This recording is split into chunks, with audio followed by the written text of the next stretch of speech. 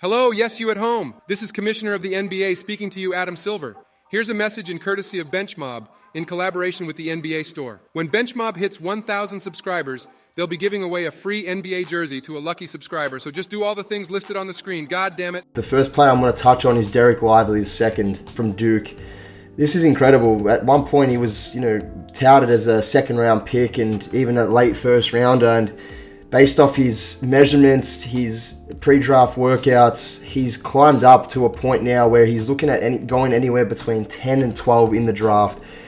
It's currently projected. Yeah, I know, it's insane. He's currently projected to go number 12 to the OKC Thunder, and I can understand why that projection is appropriate in this particular situation with Dereck Lively, because OKC Thunder don't tend to draft particularly for a specific fit or best player available kind of thing. They look at potential, and what Dereck Lively brings immediately on the defensive side of the ball: 7'1", 7'7" wingspan, 230 pounds. Averaged 2.4 blocks per game in his freshman season. Again, it shows an immediate defensive impact, the likes of what Walker Kessler brought to the Utah Jazz this season. His production points-wise, only 5.2 points per game, averaging 5.4 rebounds. Again, they don't scream out to you, but what he does bring, he's got quickness and that shot-blocking prowess. And with the combination of him and Chet at OKC, that would be a scary duo. And what's really risen him up draft boards as of late is the fact that he has shown some touch from the three-point line and from the perimeter in his workouts that scouts may not have seen in his lone season at Duke, where he knocked down 14 corner three-pointers in a row in his workout, and he showed that his jump shot looked quite clean and had good mechanics to it. So that's the reason why he's risen up, and I still think that he could go slightly higher, maybe jump into the top 10, but that might be a stretch. I think this late lottery is right about the mark where I think he'll end up in the draft. The other guy that I've seen rising up draft boards is Jalen Hood-Schifino from Indiana. His draft stock's all over the place, but at pick 13, he's projected to go to the Raptors. I think the Raptors feel like a solid landing spot for him, again with Fred VanVleet's future in doubt. If he stays in Toronto, he could use some size in the backcourt next to him, but even then, you could lean towards him as being the point guard of the future next to guys like Scotty Barnes. And if Pascal Siakam sticks around, that's a good core to have, good core group of guys. And he's a good playmaker from the mid-range. He could use a little bit more improvement from his three-pointer, only averaging 33.3% from the three-point line on 3.5 attempts per game this college season, but a 6'10 wingspan at 6'4" is just incredible. 217 pounds. He's already made NBA body, and I think he can come in and impact right away. And he's only 20 years of age, so he's still young, and he's still got that ability to improve year on year. And he's risen out of nowhere, to be honest. He was, he did have some good production this season, but I didn't expect him to really push all the way into the lottery. But his measurables and what he brought in the pre-draft process is definitely something to keep an eye on. And one other player that's risen up is Bilal Coulibaly, and a lot of this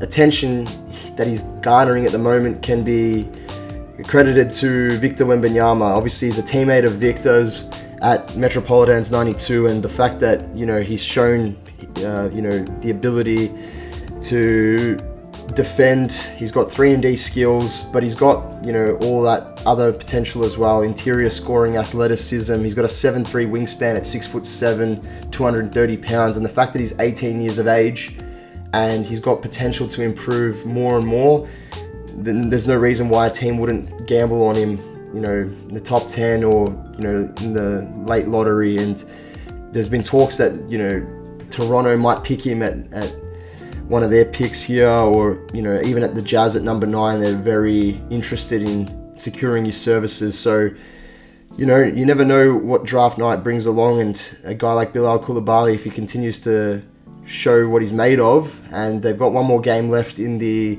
French League Championship, which is going to be played over the coming days. So if he performs well in that game, then no reason why he can't. And at that stage of the draft, once it gets to sort of the mid-teens, the early 20s and pushing up, you can sort of afford to take a chance on a guy, especially if you've got a couple of second round picks, and we've known the success that some teams have had with second round draft picks, Draymond Green to the Warriors, Nikola Jokic to the Nuggets, and we've obviously seen what he's been doing the past few seasons and in the finals and the playoffs on a whole. So I don't think teams are too worried about giving up or like banking on a potential prospect around that mark when they know that there's some second round gems, and even in the Miami Heat's case, a lot of undrafted players who they can turn into, really good NBA talents in Duncan Robinson, Max Strus, Gabe Vincent, Haywood Highsmith, all of that sort of stuff.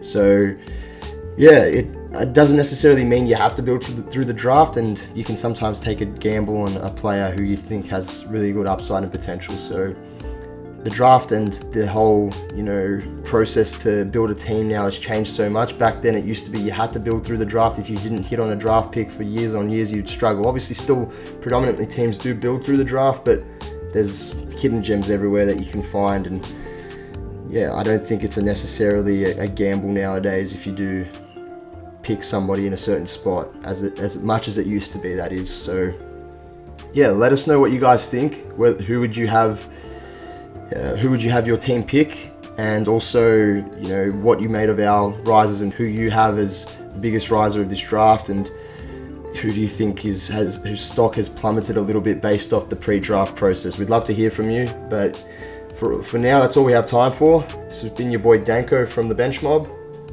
Peace out.